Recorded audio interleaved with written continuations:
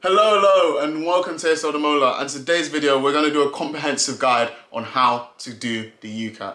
So we're going to talk about each section. I'll do an intro, and then we're going to go through some example questions, teaching technique. The aim isn't pace today; it's just understanding how do we go about answering these questions, and we can work on the pace later.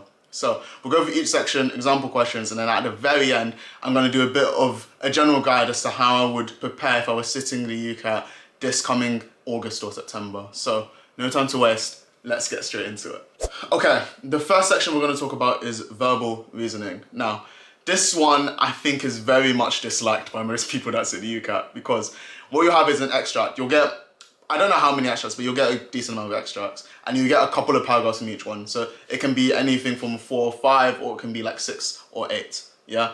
So why it's so difficult is because you have to read that and then you need to answer questions based on it. But obviously with the timing, it gets very, very difficult. So my best advice is skim read very quickly, just so you have a good idea what is the general vibe of this extract and what are some key ideas. The reason why that's important is because then, that means when you read the question, all you need to do is say, okay, what key word or key idea is in this question? Then, when you found that, go to the paragraph that was in the text, just read that paragraph, and then you can normally answer the question based on that. So typically the questions will either be asking about a key word, a key thing in the text. So this could be like a name, a figure, a place, something like that, and then you'll know to look there, yeah? It can also have a general idea. So if they're talking about a theme, say like an emotion, for example, then you can go to that. And sometimes as well, they just do ask about like, is this writer expressing this type of emotion? So like, are they positive, negative, angry, stuff like that, yeah? So what we're going to do is we're going to go through a couple of examples and then we'll go to the next section, which will be decision making. However, what I will say is my biggest warning for this section is just don't assume any prior knowledge, yeah? Go solely based on what's in that text. Because say, for example, there's a historical fact that you know is incorrect, and I had this, a historical fact that I knew was incorrect. However, it said it in there, so I'm going based on what's in the text. So make sure you do that, but I've talked enough. Let's go into some examples now. Okay, gonna first of all pause for anyone who would like to read and have a go at the questions, and just as the questions keep coming, just pause, and then you can answer it. So, let's see. We've skimmed read it. We can tell this is about black truffles being produced in Spain. Right now, it says this region tour is known for what? So, they told us a lot of information about this place in the first 2 paragraphs. So, what do we know? We know mountains are nearby. We know it's in Spain. We know that Tyrrell is the world's largest producer of the Prince of Black Truffles. So I'm more than happy to now look at what we had and say C is gonna be correct if it's the biggest producer. That kind of words like the biggest, the most, stuff like that, you want to pay attention to it. So I'm happy to look into. Okay, now again, just looking at the answers to say what can we kind of look to expect. What it says: Spanish wealthier than French, harvested in the late 20th century, easy to harvest, or switch to easier crops. Okay, now let's just have a look. So black truffles are kind of mentioned everywhere. So I'm just gonna again quickly skim read. In the 1980s, look at important dates. He decided to become the first. So I'm happy to say that it must be B, really. Okay, again, first, we're going to look at our statements and then we'll go to the text. So it said, always had many truffles. From what I remember, that's maybe a bit accurate. Labor intensive, that's definitely true. You can see they had like a whole paragraph here. Mountainous region, I remember that being true from the first paragraph. So then locals like eating, they mentioned about the locals at the end, and they said, Spaniards rarely eat truffles. So because Spaniards rarely eat truffles, that is not going to be true. So similar thing again, if you want to read first, just pause the video. But true, false, can't tell is another type of question that does come up, and it's very important that you know how to answer them. So generally, I'd say again, do a skim of the whole text, but then this time, I think you need to think about the ideas that the writer is trying to portray. So for example, here it says, the writer believes that there are rational explanations for all coincidences. Now, where I've kind of got evidence for this, it says it makes you feel that this is the sort of thing that happens too much to be pure chance. And as you keep on reading it, I think it becomes more likely that the writer thinks there must be an explanation behind it. So I'd happily say true based on what I infer from what I've read. Okay, now it said, is it implied that coincidences are more likely to happen with relatives? So it talks about ringing a cousin. The writer also talks about student colleagues, and they talk about the cousin again. And friends that phone each other. So what I got when I read is that the writer was using these examples, but they weren't necessarily saying it's more common with family members. I don't think it was ever said. So I'm happy to say that's false, just because it's not really implied at all. I think there's a temptation to say can't tell, but it's not really implied at all that it's more likely to happen with relatives compared to friends. So I'm happy to put that as false. And finally, you can again skim read if you want, but from this one, it never really tried to define what a coincidence is. And because of that, I don't think that you can really make much of a statement one way or the other. I think that is mentions about like oh, people think it's happening due to pure chance. Then this writer is saying that there might be a routine behind it, blah blah blah. I don't think that you can kind of get his say so on, or because this is more of a definitive statement, is basically what I'm trying to get at. I don't think you can make definitive statements off this text, which is why we're going to go with C, can't tell. Okay, so decision making is really different to the other domains that you cover in your UCAT. And that's because you're really required more to think logically and also to make conclusions, right? And there's so many different type of questions that don't relate to each other at all. So you have syllogisms, you've got Venn diagrams, probability, logic puzzles. It gets complex out here, right? And what I would say for decision making, my top tip is know which ones you're good at. So when you're going through your Medify or Medentry, I didn't use Medentry, so I don't know how it works, but you want to be able to identify which are the ones I'm good at. Yeah? That means on test day, you know, these are the ones where I know I can pick up my points. Yeah? And the other ones, you flag and come back to it. If you know you're going to struggle with it, flag and come back, because you've got about a minute to do all of these questions. Right? And the thing is, if you know that you're better at some of them and you can do it in less than a minute, fantastic. If there's ones that you know, I need more than a minute for this, at least you're leaving it to the end and you've picked up the max, or you've picked up the ones that you definitely think you can get. So that's my tip for decision making. Let's get into some types of questions that you should expect to see. Okay, so this type of question was saying, does the conclusion follow based on the data we have? So it says, courage is the greatest virtue of all. Absence of fear is not the greatest virtue. Having the conviction to act despite fear is. So now we're going to just base yes or no. So I'm just going to say Y or N. Now, being fearless is one of the virtues. Now, we're allowed to say, okay, fearlessness is the absence of fear, right? But all we know is absence of fear is not the greatest virtue. However, that does not tell us that fearlessness is a virtue. So we're going to say, no, that doesn't follow. Now it says being fearless is the greatest virtue. Again, what we're thinking, okay, well, it says clearly courage is the greatest virtue. So I'm allowed to say no. Courage is the conviction to act despite fear. Now, it tells us courage is the greatest virtue of all. Absence of fear is not the greatest virtue, but having conviction to act despite fear is. So if conviction to act despite fear and courage are both the greatest virtue, it means that they are both the same thing. So I'm happy to say that courage is conviction to act despite fear. Now it says courage is having conviction to act fearlessly. Now we said that no, that's not going to follow. Because conviction to act despite fear means fear is present. So this one does not follow. And we said there's no virtue greater than conviction to act despite fear. Again, that is said. So yes. Okay, this one's a bit of a logic puzzle for you, but we're basically saying that teachers are sitting in a row and we need to just find why they are in a row. So again, I'd use the extra whiteboard that you have and get this down. Now, let's look at the information systematically. So Mr. Nunn sits fifth from the left. So let's go from the left, 1, 2, 3, 4, 5. So I'm going to say that Nunn is here. And they said that Mrs. O'Rourke and Mr. Percival are on the other side. So Percival is going to be there. Cool. Now it says Mr. Rowley sits as far from Miss O'Rourke as possible. So what I'm thinking here, that Mr. Rowley has 1, 2, 3 seats there, or 2 seats between them now. On this side, it would be 1, 2, 3 seats between them. So I'm happy to say that Rowley is going to be here. Cool. Now it says Mr. Stevens sits next to Mr. Percival, so that means that Stephen is here. And then it says Miss Zenza does not sit beside Miss Aruk or Miss Trollope. Now, I can't necessarily put that. All I know is that that means that Miss Zenza definitely doesn't sit there. So Z is not here. But I don't know the rest. And it says Mr. Warlock sits 3 seats away from Mr. Nunn. So let's go Mr. Nunn and let's go 1, 2, 3 seats, which means that Warlock is here. Now, if Zenza's not there, then Zenza must be here, which means that Trollope is here. So I'm happy now with the order we have, and now we just need to look at it. So Miss Zenza sits far left. Yes, Miss Zenza is far left, so I'm happy to lock that in as A, and I don't really need to go through the rest because I'm happy. Okay, these questions are a bit harder because you need to think what is relevant to what is in the STEM, right? And that's how you pick the strongest argument.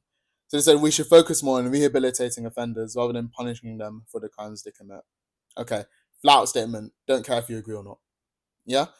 Now, that means that the response that we pick needs to focus on the benefits of rehabilitation. Okay. So let's see A. It said crimes are often committed by people with serious personal issues. Okay. To me, that doesn't tell me anything about rehabilitation. I think you could infer something, but for me, I think it's a bit vague. For B, they said yes, focusing on the cause of crime will ultimately lead to a reduction in crime. I think that's much better. If you rehabilitate, they're less likely to offend. So I think this is a better shout. So B, I'm liking. C, no, it does not matter what causes a crime. Crime is still a crime. Has nothing to do with rehabilitation, so it won't be that. And victims of crime need to see that justice has been done. Has nothing to do with rehabilitation either. So I think the strongest argument is going to be B. Okay, let's look at the data. So it says Harry can buy a summer season pass to an outdoor pool and an indoor pool. Cool. Outdoor pool is closed when it rains. Past meteorological records indicate there's a 0.3% chance that it will not rain. So I hate all this negative stuff. Let's just say there's a 0.7 chance of rain. Okay. Then it says that the likelihood that the pool remains closed for maintenance is 3/18 for the outdoor and 1/6 for the indoor. They've been very sneaky here. So 3/18, in fact, let's do it with more space. 3/18 is equal to 1/6. So very, very sneaky. But you can see then that means that the likelihood that the pool is close to maintenance is exactly the same. So based on that already, we're going to say he should buy the indoor pool. Based on that. So it's 70% chance it will be sunny. No, they use a negative on purpose to confuse people. The indoor pool is 50% chance remaining closed on a certain day. I don't know where they got that from. No, there's a high probability of rain, so indoor pool is preferable. Is definitely going to be the right answer. And like we said, maintenance chance is the same. So yeah, see. Okay, so they absolutely love these really odd-looking Venn diagrams. However, I typically will go from A down to D, so that hopefully I find the answer and I don't need to go through all of them. So let's have a look. They said at least one person notched all four. So you're looking, is that one that's including all four? This is only two. So I'll just this is okay. This is in one. This is so it's in the hexagon. It's in the triangle. It's also in the trapezium, but it's not in anything else. So that's three. So that's not four. I think you can just tell there's not four. This one again is in three. But yeah, there's not one that's in four. So we can say that's not the case. They said if the person watched the comedy, they also watched the quiz. So I'm really struggling to rub that out. So if the person watched the comedy, then they also watched the quiz. So where's comedy? Comedy is the square. You can see that square is completely in the hexagon. So it's B. And we don't really need to worry about the rest of them. Okay, the next session we're talking about is quantitative reasoning. So this again is a love-hate relationship, right? I think if you were really good at mental maths, so I would put myself in that category. But then this section is like, you can get above 800 in this section quite easily, yeah? Because the maths isn't too complicated, and also it's like a lot of working with tables and graphs. So I've studied statistics at GCSE, which is why it was quite good for me because I'm just used to working with tables and everything. But what you really need to work on is reading the question, picking out which piece of information do I need to look at, deal with it, move on. And also something as well, mental arithmetic is going to come in so clutch. Yeah, if you can work out a lot of these stuff in your heads, so like say for example, you can easily work out 20% of this numbers, that helps you out so much, right? You have to do a lot of ratio, percentages, tables, graphs. That if you can get good at using that, then you will be completely fine for this section. Yeah, it's quite intimidating, but you'll be completely fine if you can work on that skill. So I'd say get on Medify, do a lot of practice on this because I think this is probably the easiest section to score excess of 800 in. So that would be my best advice. I would also say just please don't bank on using the calculator. The calculator is absolute rubbish. You'll be like, press, it's going to take ages to come on, press again. You don't want to get yourself into a situation where you're relying on the calculator. So if you can, just do it in your head, or I'm pretty sure you get to write notes. I might be wrong on that, but I think you get to write notes in there. So I would also rely on that way more than using that calculator, because it is really bad. so yeah, just make sure you're not relying on that calculator. They don't let you use your physical one. But yeah, that's my advice for QR. Let's get into the questions. Okay, first of all, we're going to read the information very quickly. So it says, the graph shows the number of sea turtles released back into the ocean after 4 years. Percentage increase from the number of turtles released in 5th year is the same as between years 1 and 2. Okay, so let's just see 1 and 2, 50 to 60. So again, we're going to do this very quick. That's a difference of 10. So 60 take 50 is equal to 10. So the difference is going to be 10 over 50, which top of our head, 20%. Yeah? So now we're thinking, okay, the difference between 4 and 5 is going to be the same. So we need 20% of 90. So again, I always do this method where I'll divide it by 10. That's going to be 10%. So 20% is going to be that times 2. So we have an increase of 18. So I'll just do 90 plus 18, which is going to get me 108. So I'm happy to lock in B as my answer. Okay, so now they're showing tax. They love using big numbers like this. So they've given us an example of the tax, and they're saying Omar has a taxable income of 36,250. Okay, so 36,250, we can see we're in this class. We're going to use the higher one because the UK love taking people's tax. Cool. Now, what we're going to say, okay, looking at the example, if the annual taxable income is 600, they have to pay this one. So for Omar, we're going to say he pays that. And then adding on the amount they pay divided by the top class, but Omar's literally on the bracket, so he doesn't have to pay anything extra.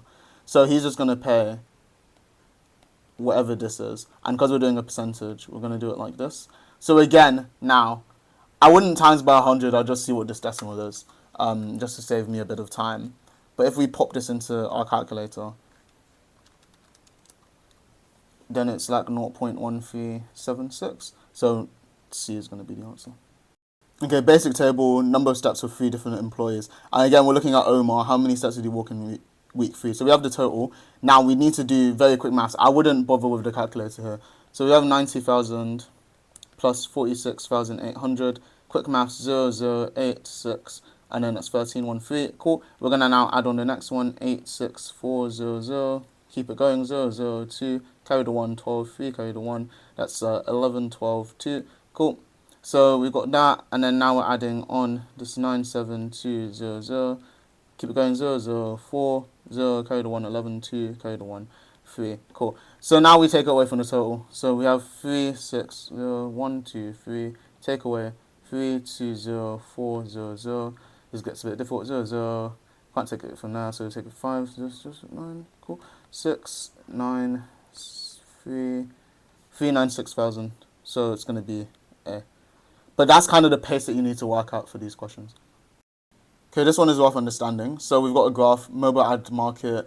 That's saying that they have the change in the value of the display ad market from the previous year and also asymmetric and search ads. And they said before year 1, the value was at 1.2 million. Cool. So now let's look. We're looking at this question, value of the display ad. So look, y-axis on the left, and we're looking at the circles. So 250 is what we want. Okay, so if we have a 250% increase, what does that mean to me? We have a 200% and we have a 50%. So what I know is whenever you go above 100, 100 is just that value, the 1.2 again. So 200 is going to be the 1.2 and the 1.2. So we're going to do 1.2 multiplied by 3, which is 3.6. And then the 50 is just going to be adding on half of the 1.2, so 0.6. So 3.6 plus 0.6, 4.2. So I'm happy to say that is going to be E. Okay, we're working with the same table. So they said that day 3, so for day 3, app 1 compared to app 2 is 3 is to 2. Yeah? So now we're working with ratio, which again they like to ask. So we've got a 3 is to 2 ratio, and we've got 750 on day 1, and we don't know what it is for app 2. Yeah? Cool. So what do we think? That we had to times 250, so we're going to times 250 here. So 500 is it. So now if we put 500 there, get number 1, 2, 3, I'm happy with that. So that's going to be the median. Like we said, if there's 5 values, it's the third value, that's the median. Okay, so for this question, you can read it, but we're going to make an assumption to save time. So it said, based on the data, a student concluded that the number of males who wanted the trip was close to 5 times the number of females. Yeah? And we need to think what age group best reflects this. However, they haven't used the same ones in the table. So I'm just thinking, okay, what are kind of the differences that we see? This is like 1:1. This is about 4. This is about 6. This is about 2. This is about 2. You could argue 3. This is about 3. This is 2. And this is about 3. So I'm just thinking these two are the ones that are closest to 5. So I'm just going to go for whatever's near there instead of trying to work it out. I think that will save me a lot of time. Okay, now we're talking about renting different types of motorboats, right?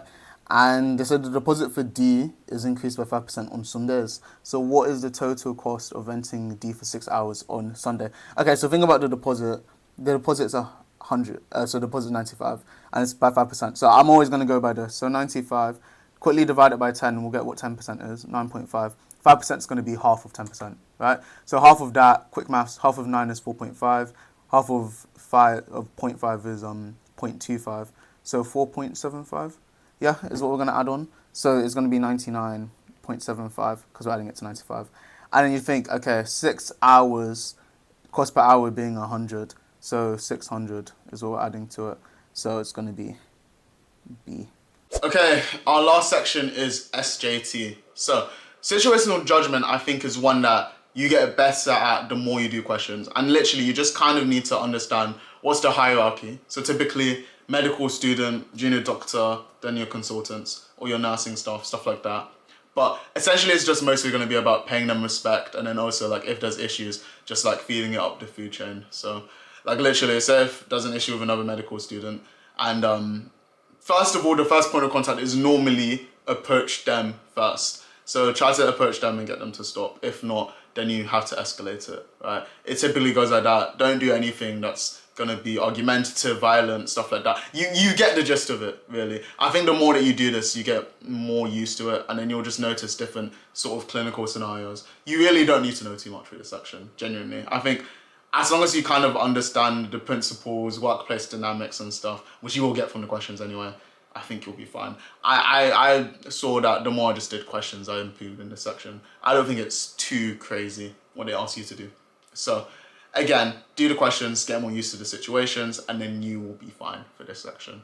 So we're going to just get into some examples. Hopefully you see what I mean. But literally, just maybe if you just need to know the pillars of the NHS and just kind of the hierarchy, but I think other than that, you'll be fine. Yeah, you don't need to know too much about ward staff and how it works and everything like that. That's my opinion anyway. Okay, so for SGT, we're gonna go through the whole situation and then we'll discuss it a bit.